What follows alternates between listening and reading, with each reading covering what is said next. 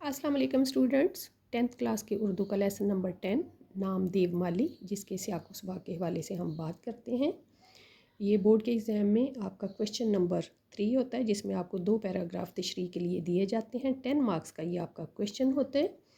तो हमने क्या किया कि नाम देवमाली जो आपका लेसन है, इसका सियाक़ व सबाक़ का एक पैरा तैयार किया। अब इस लेसन में से कोई भी पैराग्राफ तशरीह के लिए आए, आप आसानी से ये सियाक़ व सबाक़ लिख सकते हैं। बोर्ड की हिदायत के मुताबिक कि अगर उम्मीदवार सियाक़ व सबाक़ के हवाले से तशरीह करे तो उसे पूरे मार्क्स दिए जाएं। तो बच्चों, इस क्वेश्चन को हल करने का तरीका क्या है? क्वेश्चन नंबर 3 की बात हम कर रहे हैं। मंदरजा ज़ैल नसर पारों की तशरीह कीजिए। सबक का उन्वान, मुसन्नफ़ का नाम और हद कशीदा अल्फाज के मायने लिखें। सबसे पहले आप क्या करेंगे? मतन का हवाला या हवाला मतन। मतन के हवाले में क्या आएगा? सबक का उन्वान और मुसन्नफ़ का नाम। जैसे यहाँ पे सबक का उन्वान है नाम देवमाली और मुसन्नफ़ कौन है जी? इसके मौलवी अब्दुल हक। इसके बाद क्वेश्चन के मुताबिक हद कशीदा अल्फाज के मायने आपने लिखने हैं। एक पैराग्राफ में 4 वर्ड ऐसे होते हैं जिनके आपने मीनिंग्स लिखने होते हैं। आप लिखेंगे अल्फाज और आगे उनके मायने लिखेंगे। इतना करने के बाद आप क्या करेंगे? सियाक़ व सबाक़ का पैरा लिखेंगे और उसके बाद आप जो दिया गया पैराग्राफ है उसकी तशरीह करेंगे।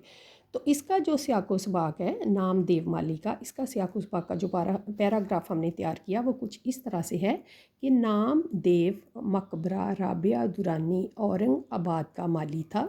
वो एक मेहनती और जफाकश इंसान था। वो पौधों और दरख्तों की देखभाल इस तरह करता था जैसे कोई बाप अपनी औलाद की देखभाल करता है।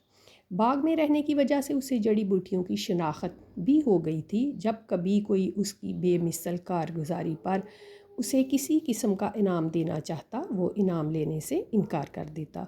वो अपने काम में इस कदर महव था कि उस पर शहद की मक्खियों ने हमला कर दिया। दूसरे माली तो पहले ही भाग गए थे, लेकिन नाम देव इन मक्खियों का शिकार हो गया और इस तरह वो अपनी ज़िंदगी से हाथ धो बैठा। तो स्टूडेंट्स, ये पैराग्राफ जो है ये आपका सियाक़ व सबाक़ का हमने तैयार किया। इस लेसन में से कोई भी पैराग्राफ तशरीह के लिए आए, आप इस पैटर्न पर ये क्वेश्चन जो है वो हल करेंगे और ये सियाक़ व सबाक़ आप लिखेंगे। अब क्या करेंगे?